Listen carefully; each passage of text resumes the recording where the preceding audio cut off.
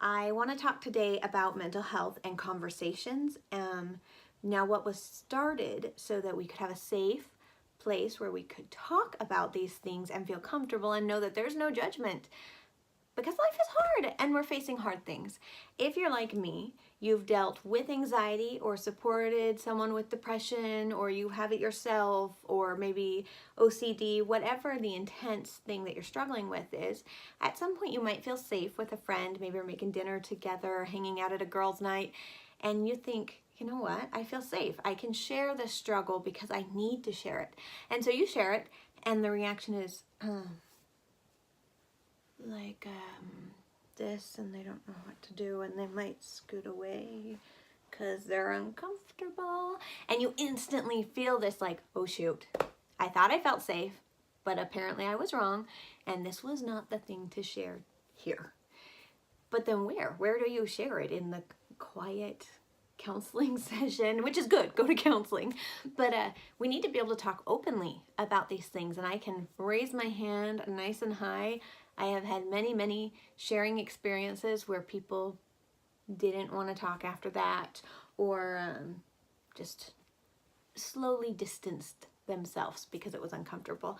But the truth of it is, maybe they're uncomfortable because they're battling those same things and they're not ready to face it. Maybe they've truly never been exposed to an intense mental health issue or a halfway intense mental health issue. And you know what? Good for them. Good for them. But I want to create a place where we can all talk safely.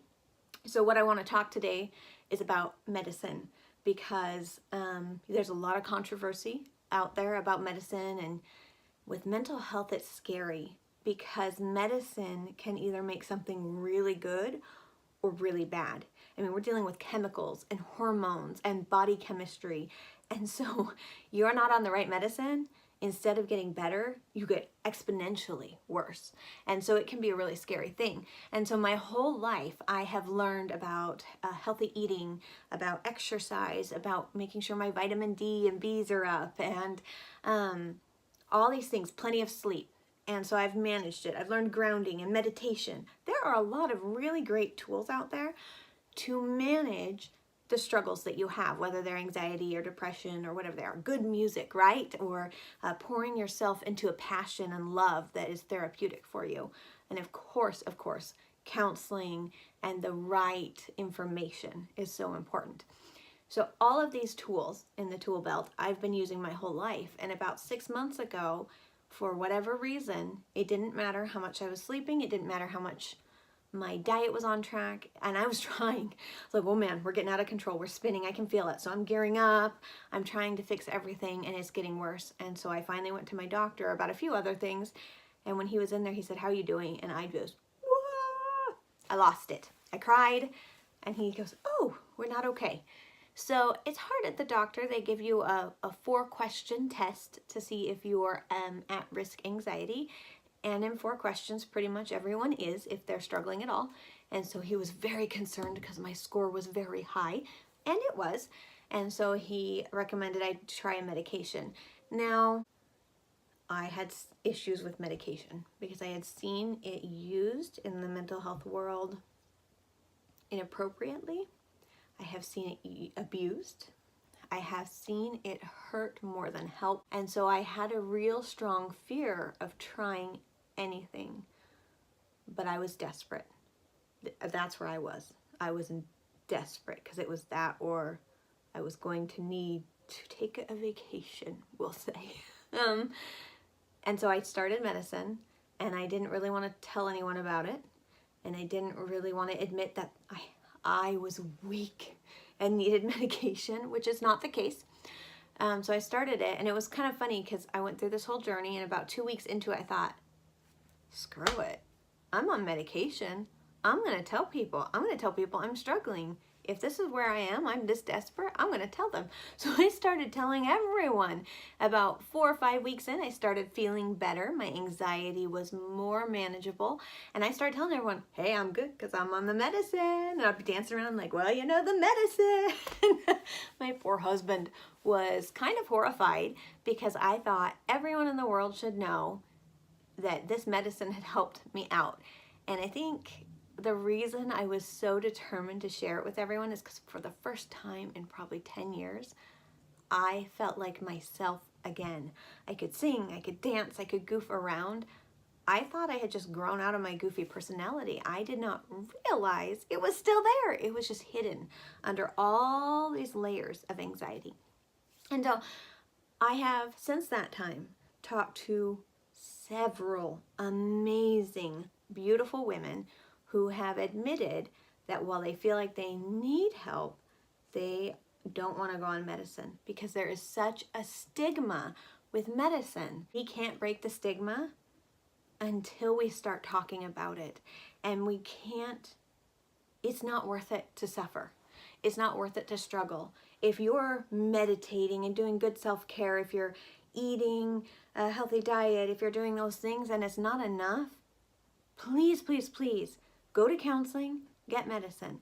If you don't feel like you have any time or you can't do those things because you're in such a bad place, please, please, please go to counseling, get medicine, hand in hand, because one treats the symptoms and the other heals you internally, and you need both. And, you know, maybe you can get off medicine once you've been to counseling for a while, but maybe not. And there's no shame in that. Don't be ashamed, especially you women. Do not be ashamed. It does not mean you're weak. And that's how I felt. I'm weak. I finally have to, after all these years, give in and admit that I'm weak. I can't handle this mental health issue. I can't take it anymore. It's beat me. And that's wrong. That's wrong thinking. If you're thinking that right now, you are wrong. By choosing to get help, you are showing your struggle that you're the boss, that you're in charge, that you are strong and capable. And when you start to feel better, you will realize that, who knows, for you it could have been 6 months. If you're like me and stubborn, it could have been years and years. But it is not worth not being yourself.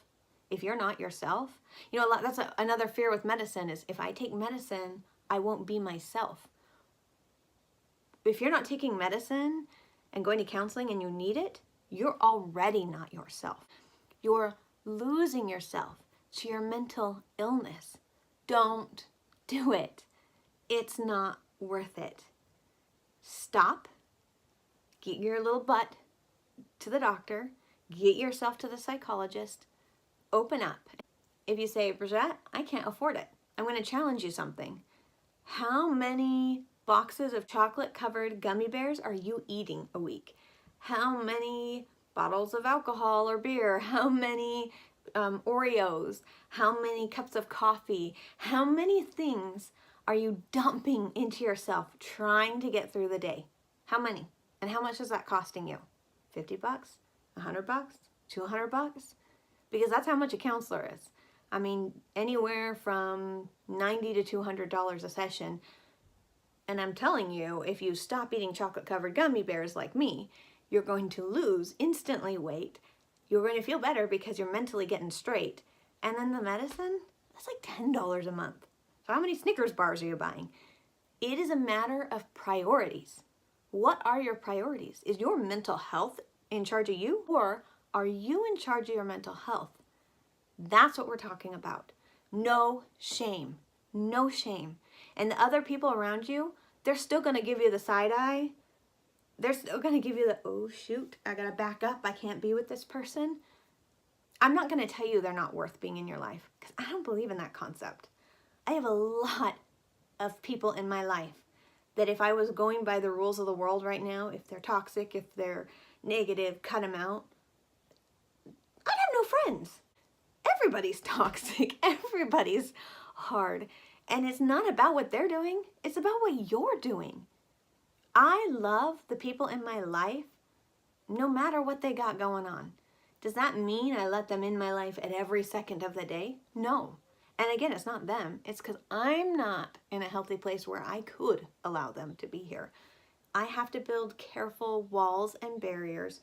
If I was diabetic, I wouldn't hate on sugar. I would understand that there are certain types of sugar that are safe. There are some times I can have a little bit, and maybe there are some times where if it comes near me, it is literally life or death. Mental health is not different than any other struggle. You have to set healthy barriers, you have to set the right barriers, and you cannot be ashamed of it. You did not choose it. You didn't. It's here. Don't let anyone tell you you chose anxiety. There is so much going on in your brain that we don't understand yet. Don't let anyone tell you you've chosen it. So here I am, struggling still, honestly, still struggling. I have cried every day this week. But I can tell you what, today I woke up, I put on my I'm strong and capable, I put on my good old Made for More. I put it on and I woke up, and for me, I prayed to the Lord because I believe that I need his assistance. And I got up and I went and I danced and I sang with my kids and we did our thing. Now I feel still like I want to hide in a corner and sleep. I'm not perfect. I struggle every day, but I am no longer ashamed because this is not something I'm choosing. What I am choosing is to battle it every day, every second, every thought. I am battling it. And sometimes I win and sometimes I lose. And I believe that because I'm choosing to battle, my story will end up victorious. And that's what I want for you. I want you to look in the mirror and to know that victory is possible and that you are a hero, you're a warrior, you're a pioneer for being part of a movement that's willing to break the stigma around mental health. You can do this. I believe in you, and I believe in me. And together, we can change the whole conversation. All right, this is a longer one. I'm on my horse. I'm passionate.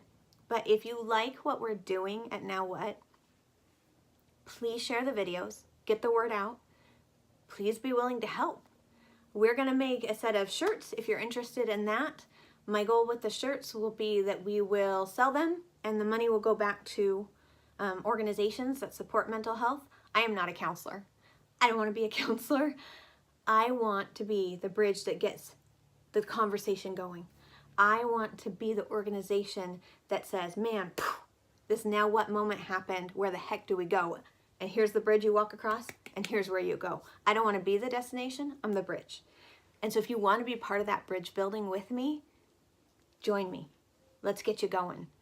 There is so much that needs to happen, and I need your help. Have a good day.